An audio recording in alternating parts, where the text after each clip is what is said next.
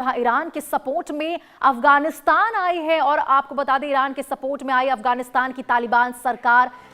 सरकार ने ट्रंप को बड़ी चेतावनी दी है। आपको बता दें तालिबान की ओर से कहा गया है कि अगर अमेरिका ने हमला किया तो ईरान का साथ देंगे। तालिबान सरकार के प्रवक्ता ज़बीउल्लाह मुजाहिद का बड़ा बयान सामने आया है।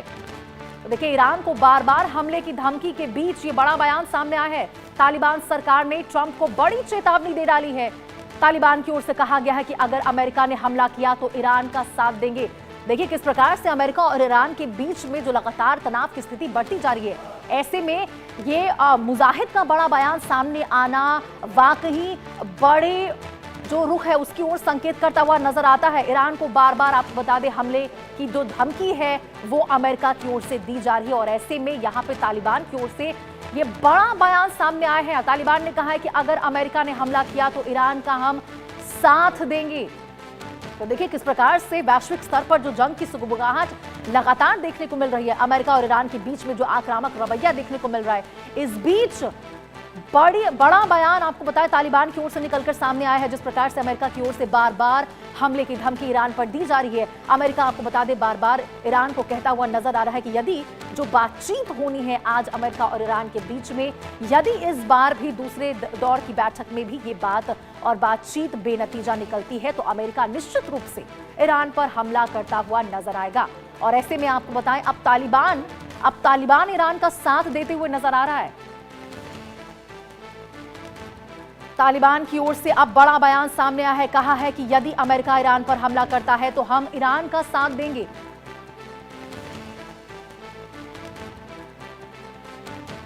और बड़ी खबर आपको इस वक्त की बता रहे,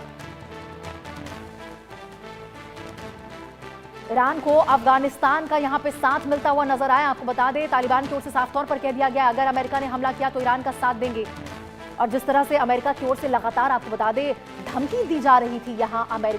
ईरान को, उसके बाद ये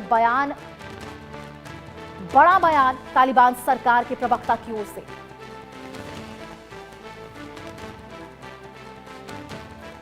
और इसी खबर पर ज्यादा जानकारी के साथ हमारे सहयोगी अजय जांड्याल जुड़ चुके हैं। अजय,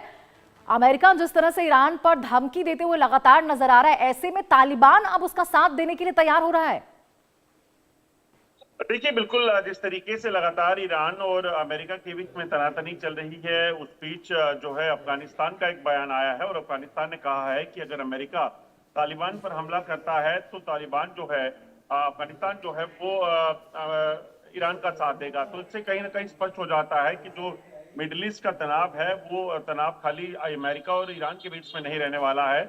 वे बाकी जो देश हैं वो भी इससे प्रभावित होंगे, उन पर भी कहीं ना कहीं इसका असर आने वाले समय में देखने को मिलेगा। उसके पीछे की बड़ी वजह यही है क्योंकि आप देखें तो अमेरिका ईरान जो अफगानिस्तान में काफी समय तक अमेरिकन फोर्सेस रही थी जिसमें तालिबान के खिलाफ कार्रवाई हुई थी, और अब तालिबान सरकार में है, सत्ता में है, तो उन्होंने भी कहीं ना कहीं अमेरिका को चेतावनी दे दी है कि अगर युद्ध हुआ तो युद्ध में अमेरिका को न सिर्फ ईरान का सामना करना पड़ेगा बल्कि जो अफगानिस्तान की फोर्सेस हैं वो भी अमेरिका के खिलाफ जो है उतरेंगी।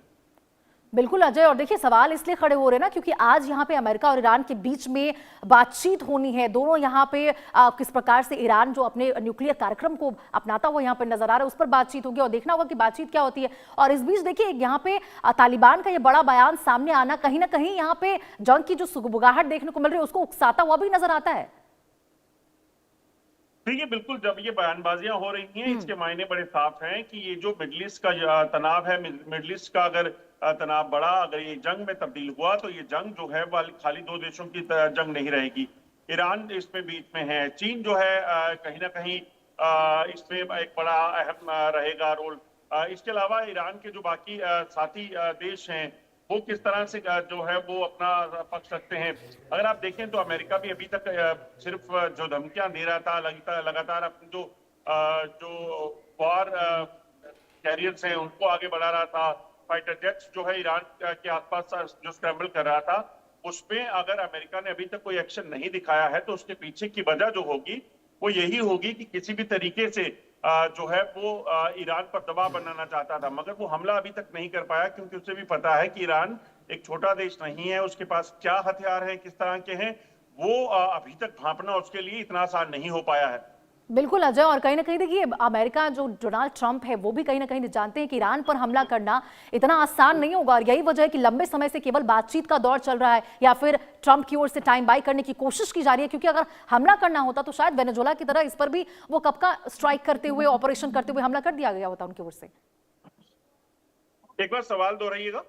मतलब यहाँ पे देखिए अजय कि अगर अमेरिका को हमला करना होता ईरान के ऊपर तो शायद पहले ही हमला कर दिया होगा था, लेकिन यहाँ पर केवल टाइम बाय करने की कोशिश की जा रही है ट्रंप की ओर से, क्योंकि ट्रंप को भी पता है कि इतना आसान नहीं होगा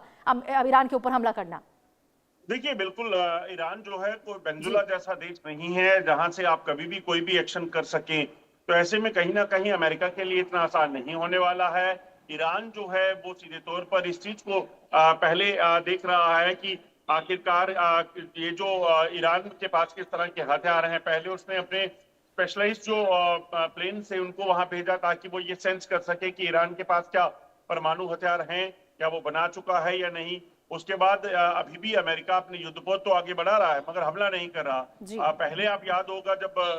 इजराइल ने ईरान पर हमला किया था, अमेरिका भी बीच में आया था, उस वक्त भी उसने हमला जो है वो कर दिया था। मगर उसके बाद अब जब ईरान और अमेरिका के बीच में डायरेक्ट कॉन्फ्लिक्ट है तो अमेरिका सीधे तौर पर हमले नहीं कर रहा है। अभी सिर्फ बातों के